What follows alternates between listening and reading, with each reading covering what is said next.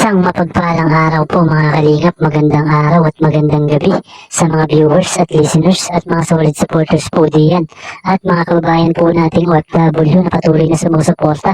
Mega love shoutout po. At kung bago ka pa lang po sa atin pong munting YouTube channel, pa-like and share and subscribe na po at pindutin ang notification bell para update po tayo sa atin pong ilalabas na video.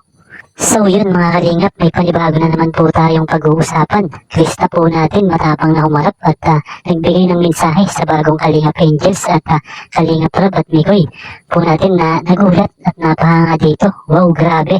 Ano po kayang mensahe ito? At yan nga po ang sabay-sabay po nating aalamin at bibigyang linaw. Pero bago nga po tayo dumako sa ating pag-uusapan mga kalingap, huwag po nating kalimutang sumuporta sa mga pangunahing kalingap na si Kuya Bal at Kalingap Rob na patuloy sa pagtulong at walang sawang pagsuporta at pagbibigay ng saya sa araw-araw po nilang vlog mga kalingap at patuloy nga po natin silang suportahan sa kanilang pagcha-charity vlogs at paggawa ng beneficiary nang sa ganun mga kalingap marami pang tao ang matulungan.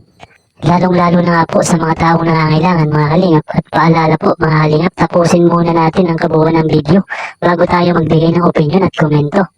So yun mga kalingap, dumako na po tayo sa muli pong pinag-uusapan.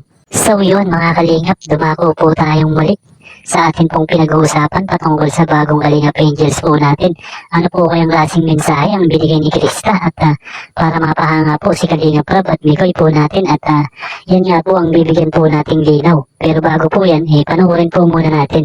Lang din po ako at ayun, unang nakasama ko ang Kalingap. Talagang mararamdaman mo na hindi ka nag-iisa.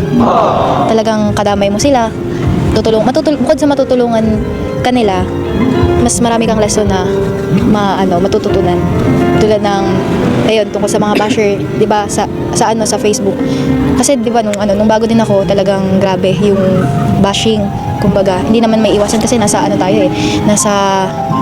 social media tayo. Hindi natin may iwasan na kasi ang mga tao naman hindi naman lahat ng tao na sumusuporta sa atin. Yung ibang tao ganun din yung tingin sa atin. May mga tao na nakikitaan tayo minsan ng mali.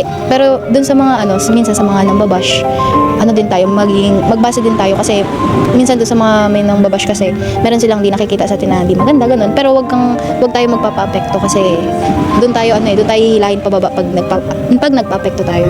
Yun lang. Sana wag tayo magbago lahat, 'di ba? Kung ano man yung marating natin, kung saan man tayo dalhin, 'di ba? Kasama ang Kalingap, huwag natin silang kalimutan kasi kung di dahil sa kanila, wala tayo dito. Syempre kina Kuya Rob, Kuya Bal, Ate Edna.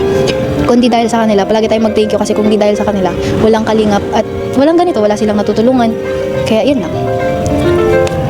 So yun mga kalingap, kung mapapansin po natin grabe po ang mensahe ang nasabi ni Krista at masasabi po natin grabe po ang mindset niya at napaka-genuine po talaga at masasabi po natin na napaka-mature na po kung mag-isip at kahit sa ganong edad pa lamang po ganun na po agad kung mag-isip at para sa akin mga kalingap masasabi po natin na proud po talaga ang magulang po niya para po sa kanya at makikita po natin mga kalingap kung paano po siya makipag-usap at makinig at kung paano po siya magpayo na kung saan mga kalingap mapapahanga po talaga si Kalingap Rob at si Mikoy po natin at maging kayo man po mga kalingap hindi niyo may tatanggi na napabilib din po kayo sa mga nagawa po ni Krista at bilang taga-survive at masugid po na sumusuporta nakaka-proud po talaga na mayroong isang magandang impluwensya na kagaya po ni Krista mga kalingap.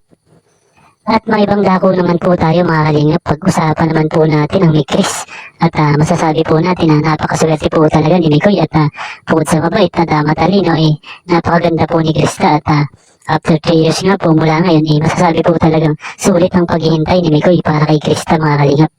At masasabi po natin na mas maaaring malalim na po ang ugnayan po nila sa loob nga po ng 3 taon mga kalingap. Malaki na po ang ipinagbago at ikinaunlad po nila mga kalingap. So yun mga kalingap, hanggang dito na lang po muna ang ating pong reaction video at paalala mga kalingap, huwag po natin kalimutang i-like and share and subscribe at pindutin ang notification bell para update po tayo sa ating pong ilalabas na video.